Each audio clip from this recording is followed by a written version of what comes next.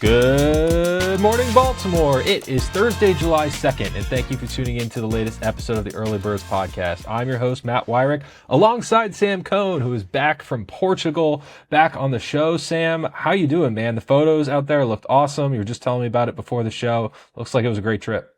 What would you do if I came on this pod and just started speaking Portuguese? If I just that was a bit that I go like 3 to 5 minutes into the pod, just no English, straight Portuguese. I think I just hang up and let you do the rest of the show by yourself in Portuguese. we do a full episode where I recap some things going on with the Ravens and we talk about the Orioles, but the whole thing is me in Portuguese and people have to watch it with subtitles. No, I didn't learn enough Portuguese. Sort of unsurprisingly, I think so much of Europe has become obviously like in major cities. I was in Lisbon and then Porto. Like they're such touristy places. Like tourism is a huge part of industry there. So as much as I wanted and tried to be in places where like I'm the only English speaking person there, I try to immerse myself in the culture. It feels like everywhere you turn, people speak enough English that it's not that big a deal. So I didn't learn as much Portuguese as I might have liked to. But that's all to say, I had a really, really phenomenal trip. I was there for about a week. It was really gorgeous. Did, like I said, Lisbon, Porto, a day trip to the Douro Valley, which was maybe the most beautiful thing I've ever seen in my life. And yeah, had a really awesome time. And one of the highlights, probably watching Portugal beat up on Uzbekistan in the World Cup. Out on the street, out in front of the bars, they had these big projectors outside with, hundreds of my best Portuguese friends, and it was like right on the water. It was really gorgeous. The weather was perfect, and it coincided with a Portuguese holiday festival, if you will, in the city of Porto called São João. So like it was the same night that everyone, either way, was going to be hanging out on the streets. And the tradition is they have these like rubber hammers and you hit people on the head for good luck. So either way, people are going to be like hanging out, listening to music, having a good time, a street festival. It just so happened that it was on the same night as Portugal playing Uzbekistan. And all of that was planned completely by accident. When my girlfriend and I planned this trip, my someone else I know that had been to Portugal was like, wait, what are the dates you're going? And I was like, and we told them, and they were like, wait a second, I think that might be like you're there for São João, which for picking 3 random days in the summer, we got pretty lucky. It was a blast.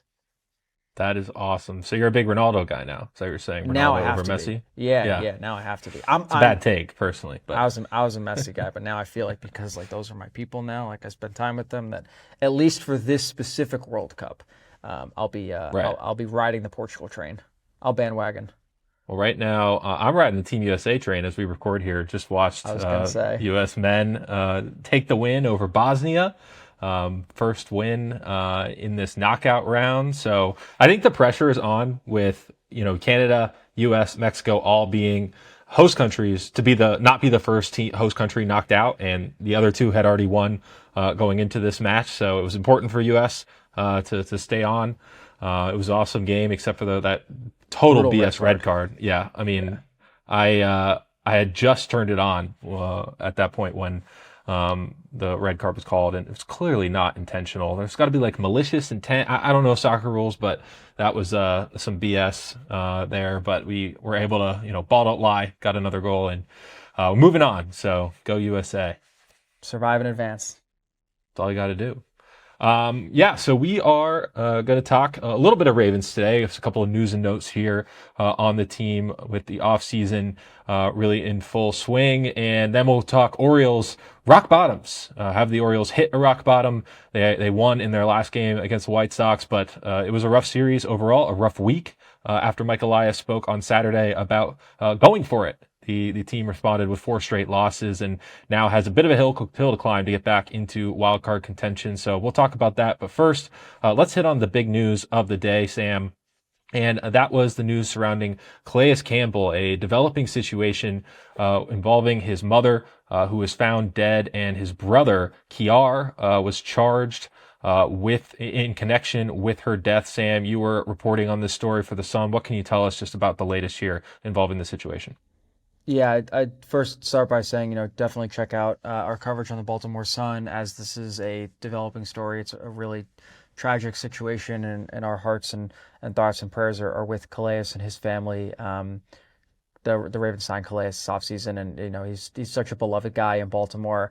And his mother was police were dispatched to his mother's home in Atlanta on late Tuesday afternoon, and then Wednesday morning, or excuse me, later in the day, Tuesday, she was found dead, which is just a horrible situation. Calais comes from a big family. He's one of 10 siblings. He had lost his father when he was, I want to say it was his senior year of high school. He had just graduated high school or just finished his senior year, senior season. So had already lost his father. And to lose someone who meant so much to him, is he's called his mother his rock. He said that DL Campbell is so much of the reason why he was able to reach the NFL. So a really tragic situation. His brother, according to the recording of the 911 call, had been suffering from what his unidentified brother, who had made the call, described as schizophrenia, among other mental health issues. Again, just a scary situation, a tragic story, and we encourage you to go read more on the BaltimoreSun.com, just to kind of pull a bit from, there was a statement from Calais Campbell's family that, I'll just read an excerpt here from. It says, quote, "We are devastated to share that the Campbell family has lost its matriarch, Mrs. DL Campbell. While the details of her passing are still being investigated, we take comfort in knowing she is reunited with our father, her beloved Chuck, and in the arms of our Lord and Savior, Jesus Christ. We ask for privacy at this time so that we may honor her and share in our overwhelming grief privately and as a family." Again, we're thinking about them. We're, hoping for the best for Calais and his family. And, yeah, just again, a tragic story that we would encourage you to go read more, because as the story develops. Yeah, just a terrible, terrible situation. And, Calais Campbell has at numerous points of his career highlighted his mother, as you talked about, as being a really important person in his life. Back in 2017, wrote in the Players Tribune that reaching the NFL was as much about her as it is about me. So clearly the two were very close. He comes from a very big family. And as you mentioned, losing their father back in 2003, the family started the Charles R. Campbell Foundation, providing mentorship and educational opportunities for young people in honor of him. So clearly an important mission for that family.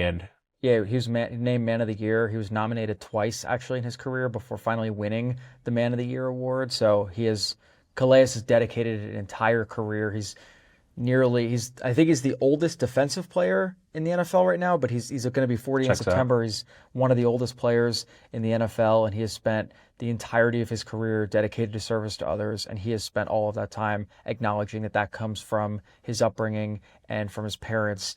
And interesting tidbit that I actually learned is within the reporting of this, Calais, his high school, South High School in Denver, growing up, they were the Rebels, that name has ties and connections to the Civil War. And he said growing up, that didn't sit right with him. But at the time, obviously, there's nothing he could do about it as a high school kid. And when he got to the NFL, he paid, I don't remember the exact amount of money, but he paid a nice sum of money for the high school to change their name from the Rebels to the Ravens.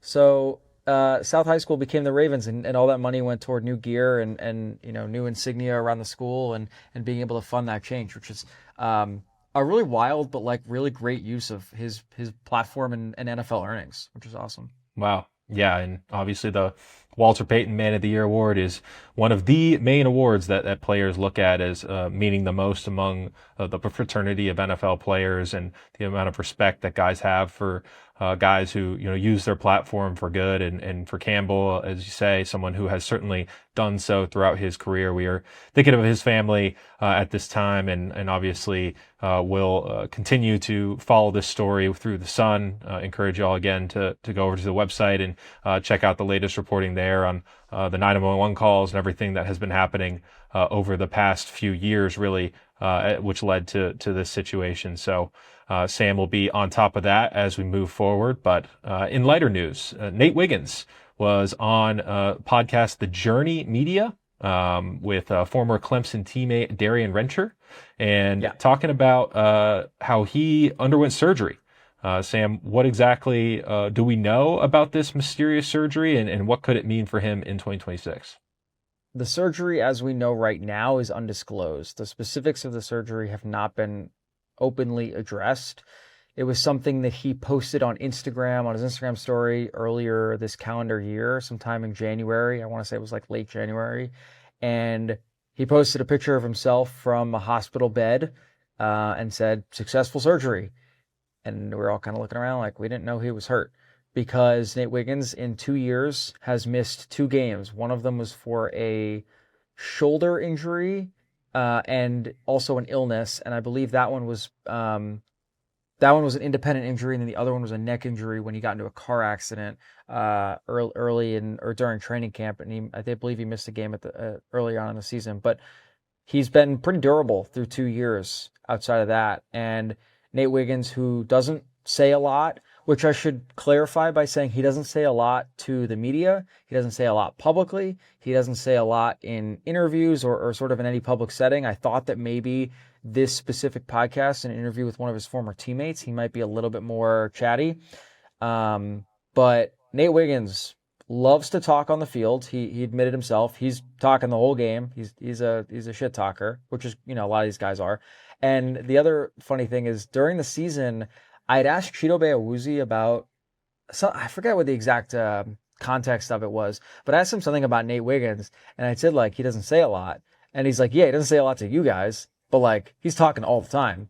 So that's just a funny aside. But Nate Wiggins had I don't want to speculate. I think we think it might have been lower body surgery, but the details of it we don't know. Jesse Minter was asked about it shortly into his tenure as Ravens coach earlier this offseason. He said that was something he was going to keep between himself and Nate and within the organization. The point of all of this is that Nate had admitted that he felt like his rookie year was his best year, but that the past 2 seasons, both in which he had been, he was excellent for the Ravens 2 years ago, and he was still really good for them last year. On paper, and it's the analytics will tell you he was one of the better cornerbacks, particularly in the division and in the NFL. And he had said he was playing at 60 to 70% health. And he also said that in reality, he had been playing at 60 to 70% health since high school. He felt like, his time at Clemson, even he wasn't fully healthy. And the surgery that he had earlier this calendar year is setting him up for what will be an unbelievable best breakout year 3, which, in the context of this Ravens defense and new staff and, new schematics defensively. And we had a conversation last week about how much you're going to rely on Marlon Humphrey, or excuse me, how much they can or cannot rely on Marlon Humphrey. A year 3 Nate Wiggins, in the way that he's talking about it, would be huge. Yeah, and obviously the draft capital shows that they expected him to be able to step into those shoes. They obviously drafted him when Marlon Humphrey was kind of at the top of his game, understanding that he was getting up there in age, and soon that mantle would need to be passed. And Wiggins is the clear-cut heir to be the number 1 corner, if not already the number 1 corner on this Ravens team. So last year, PFF coverage grade of 62.8. That ranked 57th out of 114 qualified corners. So certainly above average there, but not maybe as standout as they were probably hoping for in terms of a year 2 jump for Wiggins after he had such an encouraging rookie season. So if he's able to get a little bit more quickness, if it is a lower body injury, something that has been affecting his agility and his movement, to have that kind of cleaned up and now being at 100% after working at 60, 70%, certainly the expectations for Wiggins have to be heightened in terms of expecting him to not just get back to what he was as a rookie, but perhaps improve on that as well. Nate Wiggins ran like a 4.28 40-yard dash.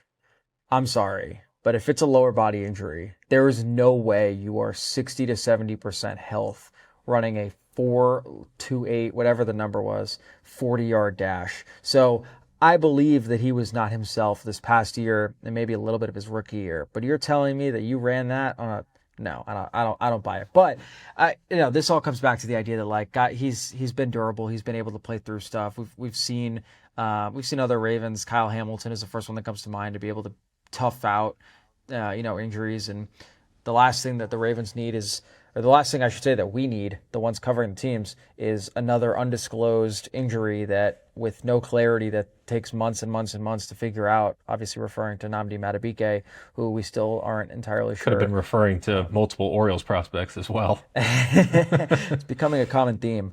But that all said, yeah, just to hear Nate Wiggins open up about that was the first time that anyone had answered any questions about that surgery, about that injury. And as I said before, Nate Wiggins, who doesn't generally say a lot on this podcast, he continued that trend. He did not say a lot, but a couple things stood out. One, he looked a little bit bigger. Nate Wiggins came in, and the biggest knock on him was that he was too skinny, and could he handle taking on an X receiver? I thought one of the other interesting things, this was a storyline last year, Matt, was Nate Wiggins had gone up to Zach Orr frequently before, early week meetings and said, I want to guard the best receiver. I want their number one. I want that assignment. He'd spend time asking coaches, telling his teammates, I want Jamar Chase. I want CeeDee Lamb, whoever. Like, I want the guy. And Nate Wiggins said that when Jesse Minter was hired, he said his first day of practice, he went up to Jesse and said, I want the best guy. Like, I'm going to guard their best receiver. So Nate Wiggins has always had that confidence since entering the league. And if he takes that year 3 jump, the expectations are pretty high. If what he's been able to do in his first 2 years, and you look maybe more specifically at his rookie year, if he can really build off that going into year 3, then that could be exactly what the Ravens need. Yeah, I mean, so much attention has been on the pass rush this offseason, and deservedly so, but it is really up to the secondary to put that pass rush in positions where they are able to get to the quarterback, because if guys are getting burned at the line and receivers are getting open, the edge rushers are not going to have enough time to get to the quarterback, because they're going to be able to make the kind of throws they need to get the ball out of their hands quickly. So Wiggins is a huge part of that, and certainly with Jesse Minter having the kind of expectations he has to revamp this defense, Wiggins as important a part of this really as anybody on the field. So with that in mind, this whole injury situation, if it is completely cleaned up and he is able to take that step forward, that would be a huge boost for what the Ravens are trying to do in 2026. Yeah, and just to put a bow on all this, OTAs, mandatory minicamp, don't really matter. You don't really want to read anything into it, but it's at least worth mentioning. There were only a handful of interceptions throughout those practices that were open and available to media, and Nate Wiggins had the first. He picked off Lamar. So to have the first and for it to come against Lamar is not nothing. He looked sharp in what we've seen so far. So maybe a healthy Nate Wiggins, a present Nate Wiggins, is something for fans to be excited about. Absolutely. This is the time for optimism, right? As opposed to the Orioles, who are a little bit past that at this point of the season. Let's talk some O's. All right, Sam. So while you were in Portugal, the Orioles were busy not playing up to their potential. Matt, I gotta tell you. It took, I think it took 2 days for me to be in Portugal to see someone with an Orioles shirt. Wow. I was walking through Lisbon, and my girlfriend was like, oh my God. Like, she pointed out, she's like, oh my God, is that guy wearing an Orioles? Like, she saw the orange and was like, oh my God, that guy's wearing an Orioles shirt. She's like, are you going to say something? I was like, no, I'm not going to say something. But I saw an Orioles shirt in Portugal, and so I was thinking about you, and I was thinking about how this team was doing. Continue. I think there's a famous tweet of a guy who was in Europe, and he sees a guy wearing an Oriole bird hat, and he goes like, oh, go O's. And the guy looks at him like, you crazy? And he's like, oh, the hat. And he's like, oh yeah, I like the duck. And so that's the bird. The actual bird. So I wonder if that guy liked the duck or if he was actually an Orioles fan in Portugal. Either way, some international support for the O's, and they're going to need every bit they can get, because right now the home crowd has been raining down some boos. Orioles had, as I mentioned, a rough week. Mike Elias talks on Thursday about the belief he has in the team, and something that him and Craig Albernaz are kind of hoping trickles down to the clubhouse and release some of the pressure maybe that some guys were feeling, because there has been so obviously players pressing throughout this year, particularly on the offensive side. And unfortunately for them, they're not able to build off of that, and they lose 4 straight. They lose 2 to the Nationals after taking the series opener there, and then 2 to start their series against the White Sox, both in blowout fashion, and a couple of late defensive miscues and bullpens falling apart leads to boos coming down from the Camden Yards crowd. And it felt to me sitting in the press box there as a rock bottom. And there have been maybe a couple of moments that you could kind of point to for the Orioles, but in terms of the math, it is the rock bottom. They fell to 9 games under 500 at that point. That was the low watermark for the season for the Orioles. They did win on Wednesday to get back up to 8 games, but now a ways to go in this wild card race. Several teams are in front of them, and Their playoff odds were down to 18% going into Wednesday's game, which was among the lowest in the American League. So certainly not saying that it's impossible at this point of the year. The math says it's possible, but I tweeted this the other night. If a team, you can point to the standings and say, look, they go on one big run and they're right back in it, and that is 100% true. But the style of play that we've seen from the Orioles this year does not exactly inspire confidence that they are capable of putting together that kind of run and turning things around and saving their season. They're going to have to play a cleaner, different brand of baseball if they're going to do what they need to do to get to the playoffs this year. This team is maddening. This is a maddening baseball team because nothing is clicking at the same time, right? When the starting rotation is not playing well enough, sometimes you're getting good days from your offense and they're doing enough, but it's not enough to win games. And then now, the starting rotation turns into one of the best parts of your baseball team and the offense just isn't there. They go on these roller coaster runs where, they take a 7 out of 10 and you're like, all right, here come the Orioles. And 2 weeks later, you're like, I hate this team and they don't know how to play baseball. It's quite a maddening experience to just keep an eye on this team and to follow this team. It feels like we're going to get into what Craig Albertaz had said the other night, but I don't know. You look at this team up and down. It's like this. Oh, there's just something new every day. There's something different. They find new ways to frustrate the fan base, and you can't blame the fan base for their frustration and, as you mentioned, for those boos.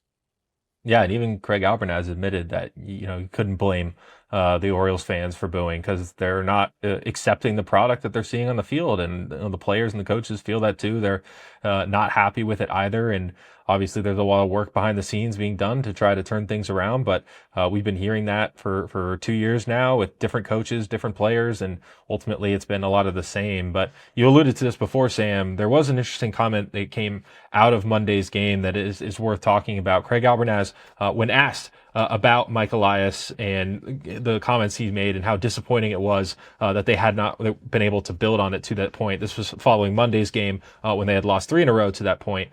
This was the quote from Craig Albertaz. You would think that, I would hope, that eases some pressure if guys are feeling pressure in the clubhouse. But that's one of those things where there's a lot of noise that the players are listening to outside.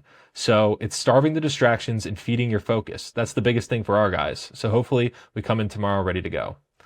Now, unprompted, Craig Albertaz brings up the words noise and distractions. And, one of them is a saying, starving the distractions and feeding your focus, a way to kind of get a mantra going of making sure that guys are focused and not letting outside things get in the way. But for Craig Albertaz to say one of those things where there's a lot of noise that the players are listening to outside, kind of indicating that there are some distractions that are affecting players. And I tweeted this quote Monday night, and it got a lot of traction. So obviously followed up on Tuesday pregame about it. And Craig Albertaz kind of changed the tune, clarified, and said that no, I was speaking generally in there, but did say that he feels that the players are focused and that it is up to the coaches at the end of the day to ensure that is happening. Pete Alonso was asked about it again after that game on Tuesday as well, and he said this kind of the same lines. He feels like guys are,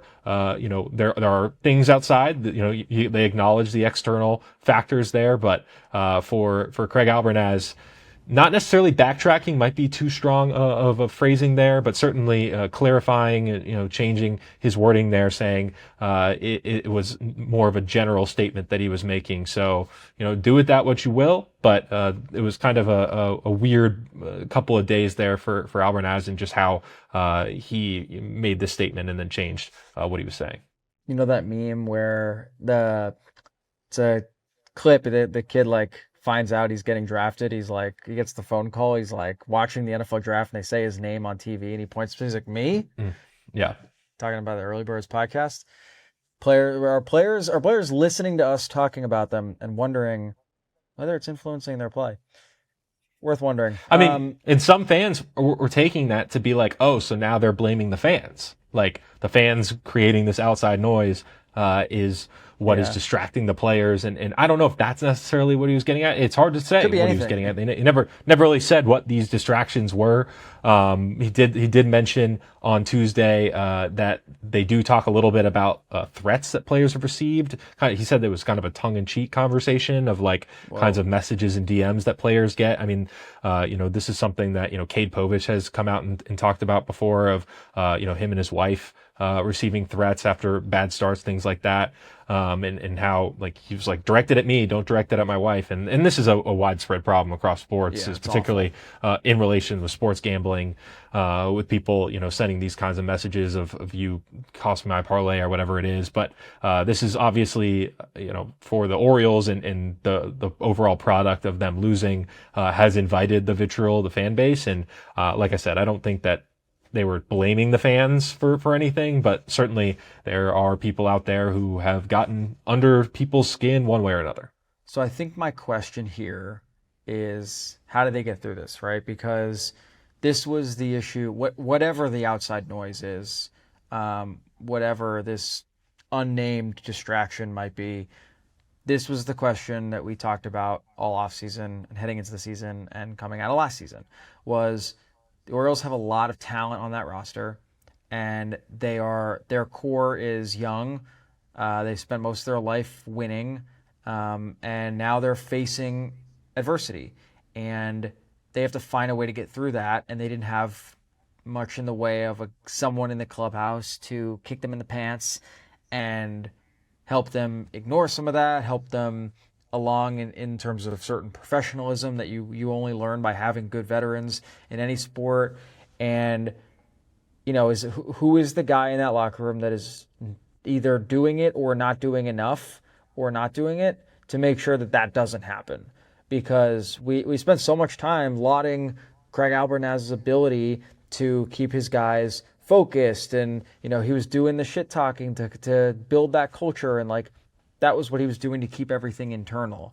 And we talked about different guys within that clubhouse who were the ones that were going to make sure that this train did not fall off the rails when things got bad, that we're going to keep guys in line, keep guys in check, and help guys along, because it's hard going through a long, long season. When things get bad, if you don't have someone there to pick you up, when things get bad, they're only going to get worse. And that was so much of the discourse we were having about this Orioles team.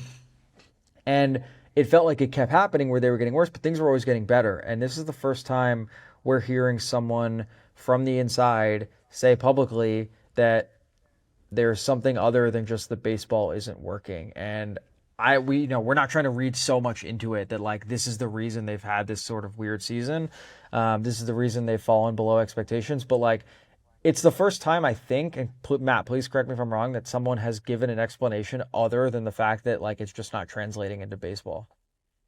Yeah, I mean, it's a nightly basis where post game, Craig Albernaz will be asked, what was the opposing pitcher doing that made things so difficult tonight, and he'll say something along the lines of, you just got to tip your cap, and eventually you got to stop tipping your cap and saying, we aren't doing well enough on the offensive side to, challenge these pitchers and take good at bats and put the ball where it needs to go for runs across the plate. And it's definitely it was an eye-opening comment, and that's why it deserved follow-up, and we'll kind of see as things go on if that is something that becomes a recurring theme and pops up again. But as far as this team and what it has to turn things around, honestly, if you can point to one thing, and it's almost crazy to say this considering what we were talking about at the start of the year, but it's the rotation has been lights out recently. Yeah. And obviously with Chris Bassett injured, they now have Dean Kramer coming back off of the injured list on Wednesday, delivering 6 innings of 1-run ball to get that win against the White Sox there. But Brandon Young is a borderline an all-star so far this year. Kyle Bradish has, while not maybe been the most consistent pitcher, flashed some of the best swing and miss upside of anyone on the staff. You have Trevor Rogers, who's starting to round into form now, had a very good month of June. And Shane Baz, who is showing the kind of upside and potential that the Orioles saw in him when they traded for him over the offseason and signed him to a 5-year extension. So Bradish, Trevor Rogers, Dean Kramer, Brandon Young, and Shane Baz. That group of five right there is one where you have a chance to win the game every single time a guy takes the ball. And, Trey Gibson filled in admirably. I think at first it started to maybe show a little bit of the rookie side of him, struggling with his command, particularly in his last start before being sent back down to AAA. We'll see what he can do as he tries to work on things and get back up for his next opportunity. But for now, the group that the Orioles have, in the rotation right now, you got to feel pretty good about all five of those guys. And they also just got Cade Povich back from the injured list as well. He was immediately optioned to AAA Norfolk. So their pitching depth right now is just about as good as it's been all year. I mean, obviously they lost Zach Eflin at the start of the season, and now with Chris Bassett having back surgery, we'll maybe see him in the second half. We don't really know what the timeline is going to look like there. They seem optimistic that he will pitch again this year, but this group that they have right now, it feels like the five best starters that this organization has, and all those guys are starting to try to trend in the right direction. It's now about the offense and being able to provide enough run support for that group. And it's interesting because we always talk about the rotation with the Orioles and how it's something that needs to be addressed every offseason. But in the second half of 2024, it was the rotation that was carrying the Orioles, and the offense was what had been struggling. And they got to the postseason, and you had a brilliant start from Corbin Burns in Game 1 against the Royals in that wild card round. And Zach Eflin and the bullpen combined for a pretty good outing in Game 2. It was the offense that just had completely disappeared. They score, I think one run the entire, one run in 2 games, a Cedric Mullins solo shot, and that's it. That's emblematic of where they are kind of right now, where the offense just has not been able to put up a lot of those crooked numbers. And I thought they had some good rallies on Wednesday to be able to, not just win with the home run. They had a couple of homers. Tyler O'Neill popped one and Leody Taveras, but also to draw some walks. I believe they had 7 walks in that game, and it was able to get manufacture runs with scoring on a wild pitch and getting a sacrifice fly, RBI single from Adley Rutschman. So doing it in all kinds of different ways is really this lineup's recipe for success, not just the home run. I saw a stat on Twitter, I believe it was Pigtown Sports with this stat, but the Orioles through 87 games have the most strikeouts in team history for their first 87 games of a season. So definitely a concerning statistic there, maybe emblematic of where Major League Baseball is these days, and with all the strikeouts and everything, and it's something you can kind of live with. But certainly this is an Orioles team that has a lot of swing and miss, and strikeouts are the least productive thing you can do at the plate. So if you talk about moving runners and the ball around the field and putting the ball in play and hoping things happen, strikeouts are not exactly the recipe for doing that. Matt, you're the authority on Orioles baseball here. Can we have a Gunnar Henderson conversation? Because actually, on note of, because I want to say, just on note of the Craig Albernaz weird, interesting, notable quotes, Gunnar sounded as frustrated as he's maybe ever been, and has since showed signs of life. What do you make of the stretch that he's had? Yeah, it's funny. They move him into the leadoff spot with how much he has been struggling, a promotion really to put him into the leadoff spot. He's been hitting number 2 behind Taylor Ward. It was on his birthday, his 25th birthday, and he goes out and has maybe one of his best series in a while, a couple of multi-hit games, and maybe not the home run power there, but putting the ball in play a lot. Even his last at bat was just on Wednesday, just a rocket right at somebody. So it's clearly getting some good wood on the ball. It's felt like he's been close at times. I mean, we've seen kind of glimpses from him over this, entire stretch, entire first half of the season, where it's Gunnar is about to break out. We can see it happening, and then he'll go into another slump. So just has not been able to kind of put it together. And if regression is going to work in his favor, his second half is going to be absolutely insane if his numbers are going to end up anywhere close to what we expect them to be. So maybe that's what helps the Orioles turn things around. Talk about, what they're doing right now is not working and things need to change. Gunnar Henderson becoming an MVP candidate in the second half would qualify as something that would completely change the potential fortunes of this team. So obviously a hugely important player for this organization, this lineup.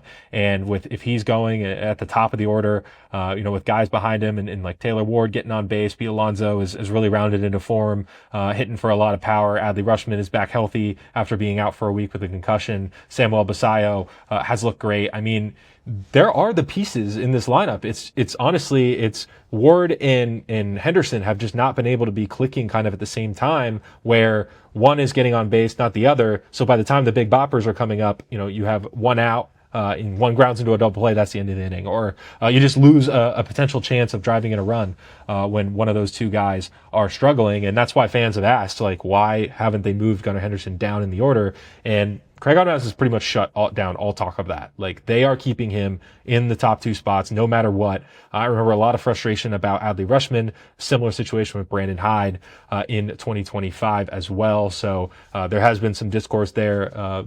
At the end of the day, these managers trust their guys, and for a player of Gunnar Henderson's stature, if they move him down, what does that do for his confidence? It's not necessarily going to do good things. Some might argue, there's a Major League Baseball player who should be able to handle it. Well, he also just turned 25 years old. I think, still a very young player by any stretch of the imagination. And while he's trending in a better direction right now, the Orioles are going to need him to be at the top of their game, really, at top of his game, if they're going to have any chance of turning their season around. Yeah, if you make a list of, like, a checklist of things that need to change in the next month or two, if they're going to turn the season around, I think near the top of that list is Gunnar Henderson turning into Gunnar Henderson form. Yeah, and we talked about rock bottoms, and the last couple of rock bottoms have ignited good play from the Orioles. The one of them, I have a list here of the four. Kind of me and Jacob Kalbenmeyer were talking about this during the game today. Unscientific but thoughtful list. Yes, list here of rock bottoms, and one being this series against the White Sox, before being at the end of their West Coast trip, the final game against the Angels. Cal Ripken Jr.'s fundamentals are not here yet when they make a series of mistakes at the end of a game to lose that and turn a winning West Coast trip into a losing one. May 20th at the Rays, when they, when Jacob captioned it, a sweep so bad it made everyone lose their minds about analytics. They actually went and played some of their best baseball of the season right after getting swept in Tampa Bay. And then May 4th at the Yankees, the Bronx beat down, where they were swept in 4 games in an absolute masterclass by the Yankees there in New York. So the game, you can also throw some honorable mentions in there, but like the one where they blew it against the Dodgers, they go back and they win 2 in a row against the Dodgers there. Like I said, the Rays sweep, they go and they play their best 3 weeks of baseball that we've seen really from them. I don't know, like the past 2 years, in late May going into early June. But now they've lost, they are 1-6-1 in their last 8 series since taking 2 of 3 against the Red Sox in the first week of June. So a real rough stretch for the Orioles here. Now they have a day off on Thursday and then are on the road for a quick trip to Cincinnati over the weekend and then are right back home leading into the All-Star break. So a chance here to kind of finish the first half. You put first half in quotations because it's more than 81 games, but finish the first half here on a good note before going into the All-Star break and potentially getting a chance at a reset going into the second half. Matt, I would be remiss if we didn't wrap here, as we always do when they hit this rock bottom, and there's a chance, as you mentioned, it always ignites something good. And you've been on the money most of the times I ask this question. But if there's going to be someone who's going to do it, maybe outside of the obvious, who do you anticipate that being? My pick is Tyler O'Neill. We saw O'Neill have a fantastic game. I know. We're going for the deepest of cuts. And listen, this might just be my coping because all offseason I was saying buy the dip on Tyler O'Neill. I had all the Tyler O'Neill stocks. So I've held, haven't sold. And he has maybe not been on fire lately, but has shown a few signs of life here over the past few weeks. A great game on Wednesday, hit his first home run since the middle of May. It was an absolute tank, 430 feet. His first home run off a lefty since August of last year, which is just, for considering that's exactly what he was brought in to do, a really depressing stat for the Orioles. But it was an absolute tank.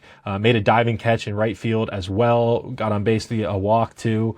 Tyler O'Neill has been relegated to a part-time role. He has to earn his way back into playing time, but I think we've seen in limited samples here some good things from O'Neill that give me pause about writing him off to this point. So I say Tyler O'Neill between now and the All-Star break is the guy to watch in this Orioles lineup. As far as unheralded names who might help turn things around. I was going to say, are you willing to write that in pencil or pen? But I think that's a fair and pointed and worthy acknowledgement that to remind folks that the question was outside of the obvious, Yes. who's someone that could be a difference maker. And again, you've been, I think, you're 3 for 4 on your picks, something like that. So kudos to you. Got to keep it going. All right, folks, we're going to go ahead and wrap there. I want to thank y'all so much for listening. Don't forget to like and subscribe. Give the show 5 stars on YouTube, Spotify, Apple Podcasts, wherever you guys get your podcasts. And give us a follow over at Sun Early Birds on Twitter, Instagram, TikTok, and Facebook. Sam, any final words for the good people? Yeah, I mentioned this before, but send us your questions. I think especially for the Orioles, we've talked about, it's a hard time to be a fan of the Orioles right now. We'd love to hear what you guys are thinking, what you're wondering, what you're asking, what you're frustrated about, and we'd love to incorporate some of that into our conversation, into our show. So if you have any thoughts, reach out to us on social or send us a message, email us, whatever. Find a way to get in touch with us, and we'd love to include that and give you a shout out and talk about some of that stuff, because as I mentioned, it's a frustrating, but it has its days where it's very fun, it has its days where it's very frustrating to follow along with this Orioles team. So we'd like to help you try to make sense of it together. Yeah, I said the same thing after our last episode, which was our 40th episode, little milestone for us. And a fan did tweet at me saying that next time it's just me, I should take listeners' callers questions. Yeah. And so I was like, okay, so they just don't want to listen to me ramble for half an hour. I get it. I need my guys, Sam and Josh, here to keep me honest. But we are hoping to get some live shows down the line. Obviously, Ravens season coming up, and that'll be my off season. Gives me some more flexibility to do some fun things. So it is certainly on our radar to do those kinds of things, and always appreciate the feedback from our listeners. So appreciate y'all. We'll see you guys on the other side of the 4th. Have a good one.